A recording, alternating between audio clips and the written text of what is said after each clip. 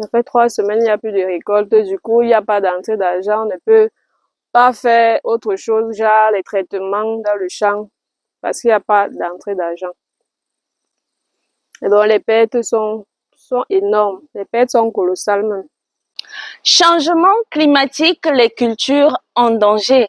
Les fortes températures qui s'abattent sur le Cameroun en ce moment causent un stress hydrique important chez les plantes, hypothéquant ainsi la disponibilité des vivres frais en 2025. Dans cette édition de votre programme C'est Agro, nous irons sur le terrain, voir comment une exploitation de papayer est en train de voler en éclats sous le regard impuissant de ses promoteurs. Nous vous montrerons également comment nos agriculteurs font preuve de résilience et utilisent les moyens de bord pour faire face à cette situation. Et notre expert agro-industriel international, Martial Eba, tentera de dresser une analyse objective de ce qu'il faut faire et ne pas faire pour pouvoir contourner les dégâts causés par les changements climatiques. L'entrepreneur de la semaine est l'homme qui aura dompté le Bitacola et lui aura donné une valeur ajoutée. Jean-Christin Téné est le portrait de la semaine que nous vous invitons à suivre attentivement. Voilà déroulé le menu de votre programme C'est Agro. Je vous retrouve après le générique.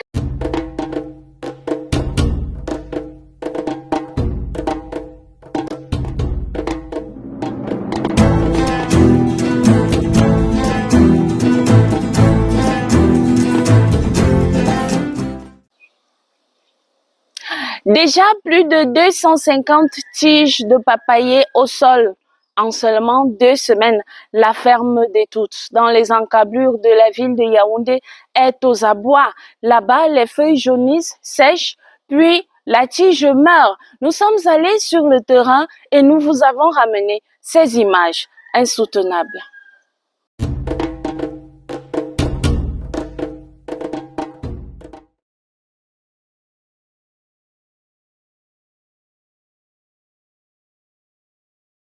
Moi, je pleure chaque fois que j'entre dans ce champ parce que tout notre amour, toute notre énergie pour qu'il puisse bien marcher, mais là, il est en train de se détériorer sous nos yeux.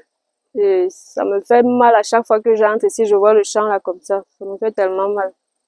Nathalie a perdu le sommeil depuis quelques semaines déjà. Le champ est en train de faire un stress hydrique. Donc, les papayas ont besoin d'eau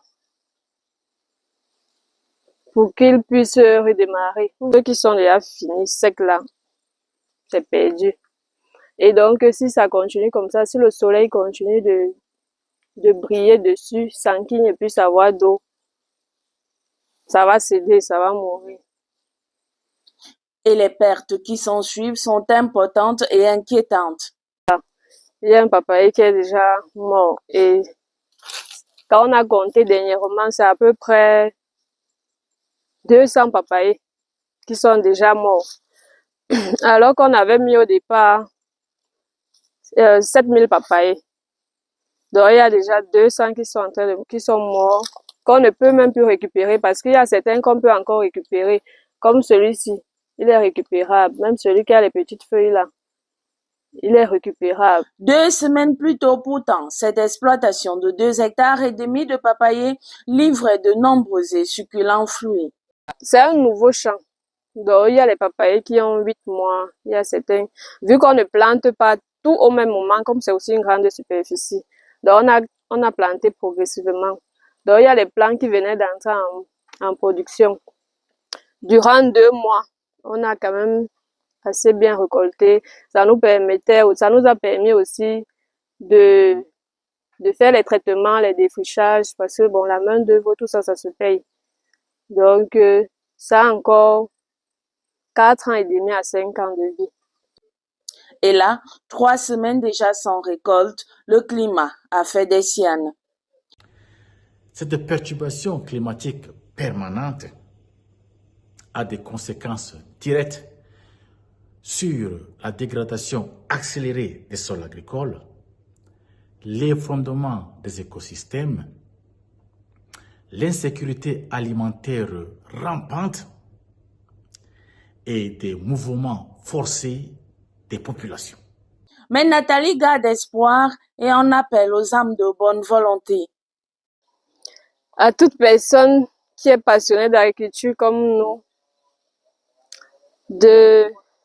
ou alors comme moi, de pouvoir sauver cet investissement, de pouvoir sauver surtout ce champ. Ce champ, il est tout jeune. Il a à peine 1 an. Donc, il y a encore 5 années environ de vie. Donc, si quelqu'un peut vraiment venir en aide à cette plantation, ça me ferait vraiment plaisir. Passionnée et autodidacte de l'agriculture, Nathalie Ngalu et son époux se sont lancés dans la culture de la papaye grâce aux vidéos sur les réseaux sociaux et avaient d'abord lancé un champ test dont les résultats excellents ont conduit à cette exploitation plus grande. Parce que les papayes de la ferme intégrées de toutes sont bio, sans produits chimiques. Les gens aiment bien nos fruits parce qu'ils mettent l'ongle sur le comptoir. Ils peuvent faire à peu près 2 semaines. Ils ne pourrissent pas. Elle mérite d'être sauvée, ainsi que l'investissement de ce couple qui n'a rien fait d'autre que d'exprimer sa passion pour la terre. Certains de nos agriculteurs ont été surpris par ces fortes températures qui arrivent très vite et qui s'attaquent à leur culture et donc aux récoltes. Ils utilisent donc des moyens de bord et font preuve de résilience afin de ne pas tout perdre dans cette catastrophe climatique qui les attaque.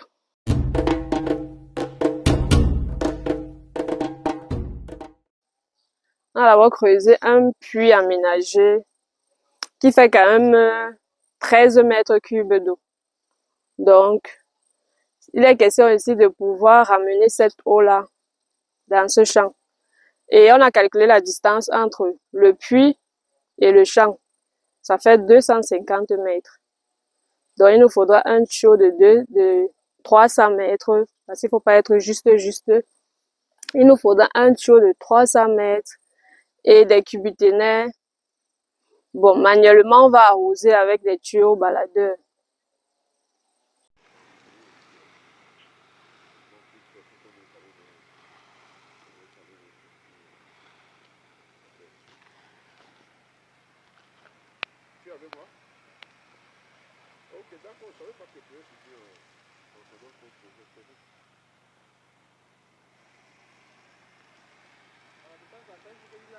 À menace globale, réponse proportionnelle. Ces changements climatiques qui causent aujourd'hui plus de ravages qu'hier en feront pire demain si rien n'est fait. Comment donc éviter de subir les conséquences? Voici les conseils de notre expert agro-industriel, Martial Eba.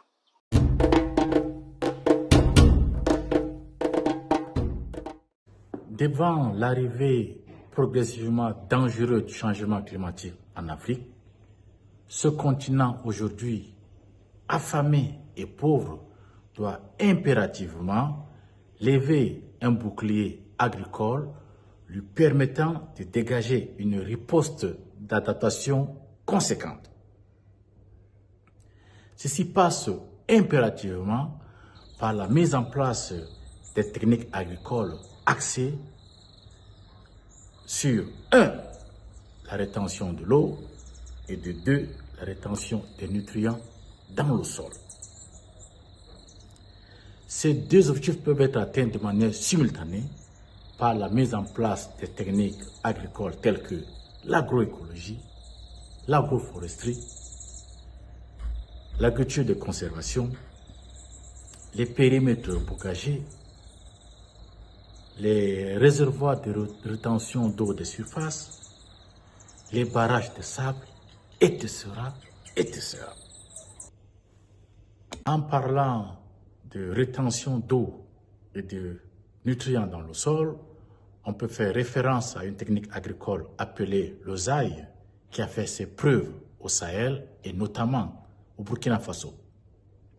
Cette technique consiste à faire des trous d'un diamètre de 20 à 30 cm et d'une profondeur de 15 à 20 cm dans lequel on vient y loger des nutriments, par exemple du fumier, et où l'eau de pluie sera recueillie. Cette technique a permis aux paysans de doubler, voire tripler les rendements de manière durable. Le ZAI reste une riposte sérieuse au changement climatique en Afrique et devrait être une technique vulgarisée partout face au changement climatique.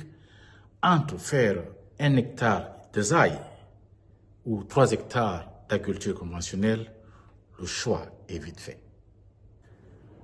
Si la crise agricole de 2008 a eu une conséquence temporaire et verticale sur les populations, c'est-à-dire qu'elle a affecté que certains individus dans une population, le changement climatique, quant à lui, il sera permanent. Il y aura un effet horizontal, c'est-à-dire que chaque individu dans la population sera affecté d'une manière ou d'une autre. Et par conséquent, l'Afrique doit retrousser les manches et implémenter une approche, une politique agricole agressive si elle veut effectivement atteindre les objectifs du calendrier 2063 qu'elle s'est fixé. Lui, c'est un géant dans l'univers du Made in Cameroun. Ses boissons à base de Bitacola ont fait flotter très haut le drapeau du Cameroun en Afrique et même dans le monde. Mais en réalité, Jean-Christin Téné n'a pas qu'une seule casquette et l'équipe de cet agro a fait un tour, une petite balade avec lui dans sa ferme, dans la ville de Douala. Je vous invite à découvrir un homme exceptionnel.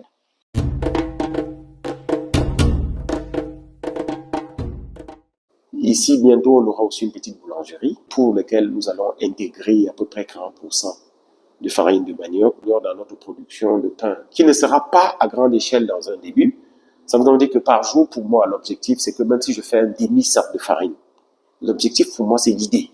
C'est pas la quantité que je produis, c'est l'idée, le projet, ce qu'il y a derrière, la réflexion qu'il y a derrière.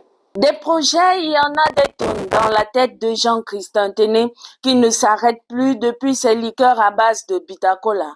De créer, à travers une boisson, quelque chose qui peut permettre que tu sois en train de boire, te faire plaisir, au même moment en train de te lever la libido, de relever le niveau de ta libido. L'homme aux multiples casquettes suit un chemin logique tracé par sa profession de base, le phytosanitaire. La base, c'est Agromaf. Agromaf, c'est quoi? La phytosanitaire. Nous avons commencé la phytosanitaire, mais de temps en temps, en boutique, on avait des bouteilles, des sachets qui étaient percés. On a dit, ok, il faut qu'on crée une plantation pour capitaliser toutes les percées et les boîtes. Mais on va en plantation. On crée une plantation pour pouvoir recycler nos déchets. Pendant que nous sommes en plantation, on se rend compte que tu livres les produits dans une coopérative. La coopérative n'arrive pas à te payer. Mais la coopérative te dit, j'ai du maïs là, que je n'arrive pas à vendre. J'ai le soja que je n'arrive pas à vendre pour te payer. Mais ça veut dire, attends, mais on peut créer une ferme là. Si on crée une ferme, désormais, quand on livre les produits phytosanitaires, dès que nous arrivons là, si lui n'a pas l'argent pour nous payer, on porte le maïs et le soja, on part avec, et ça nous permet. C'est comme ça que nous avons créé la ferme Bonchère. Mais autour d'une ferme Bonchère, nous installons sur 12 hectares. Les bâtiments ne peuvent prendre que 3 hectares. On a 9 hectares libres. Mais qu'est-ce qu'on en fait? On va pas entretenir la brousse sur 9 hectares. On commence à regarder la culture que l'on doit pouvoir faire pour pouvoir maintenir la propriété tout autour de la ferme. La culture qui s'adapte le plus, c'est l'ananas. Mais on fait l'ananas. Mais qu'est-ce qu'on va en faire? Mais on porte vent sur le marché, on n'arrive pas à vendre. Mais il faut penser à la transformation. Dans sa ferme située dans la localité de Diouom, dans le département du Cam, l'ananas règne en maître. On le livre. Je crois que c'est dans les 6 tonnes. Donc, une normalement chaque 3 jours. Et on le cultive à grande échelle. Ça, c'est le pain de sucre. C'est une variété qui est beaucoup cultivée au Togo, Bénin, ainsi de suite. Elle fait des fruits très succulents. Elle est très succulente. C'est des fruits qui sont très petits, mais très, très succulents. Et en termes de goût, ou bien pour les produits, puisque nous utilisons un produit pour transformer, en termes de transformation, on a un très bon rendu. Nous sommes actuellement en train de faire de l'extension pour que, à la fin, c'est cette variété que nous maintenons sur tout le site. C'est-à-dire que tout ça parce que on veut en faire un produit spécifique. Dans l'intimité des jus et liqueurs made in Cameroun. Ça, c'est la norme de stockage. Ici, on a une capacité de 50 000 litres de stockage, 50 000 litres de stockage pour l'instant. Donc, mais on a des équipements commandés pour faire d'ici au mois de mars 200 000 litres. Là, on a des jus produits en attente, puisque quand on produit les jus, on les dépose sur des palettes comme ça, en attendant d'être étiquetés. La ferme Bonchet, qui abrite l'usine, est également le siège d'un élevage de poulets. Donc ici, on a 15 000. Ici, au total, on a une capacité en termes de poulets de 45 000 poulets. 45 000. De porc. Il peut être déjà 70 kilos, 60-70, non? 70 kilos. Voilà. Ouais. Et aussi de cabri. L'objectif, c'est que à Tabroland, par exemple, on a le congrès chèvre. La chèvre doit désormais à 100% sortir d'ici. Et devrait accueillir d'ici peu un projet moderne de recyclage des déchets. Car ici, rien ne se perd, tout se conserve. Les déchets solides sont entassés là pour être recyclés en agriculture. Ce bâtiment est construit, en fait, les équipements, on va mettre les équipements de la centrale de biogaz. On va monter les équipements de biogaz là-bas. Les solides là vont aller dans le biodigesteur qui va produire le gaz, l'énergie pour être consommée sur place. Et le digesteur sera utilisé pour produire les engrais liquides qui sera revendu sur le marché. Pour Jean-Christin Tenu, le Made in Cameroun a besoin d'ingéniosité. C'est d'ailleurs ce qui fera de son nouveau produit le tout premier au Cameroun à être au centre de l'intrigue d'une série télévisée produite par des grands noms du cinéma africain. Non, l'affaire là-bas, je sens trop ça. Moi-même, je sens trop ça.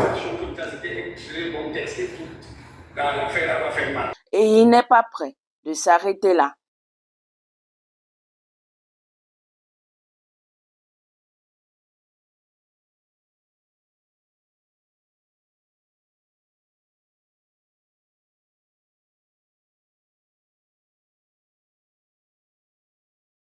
Cet agro, c'est terminé. Merci de nous avoir suivis et à vendredi prochain. Même heure, même plateforme. Bye bye.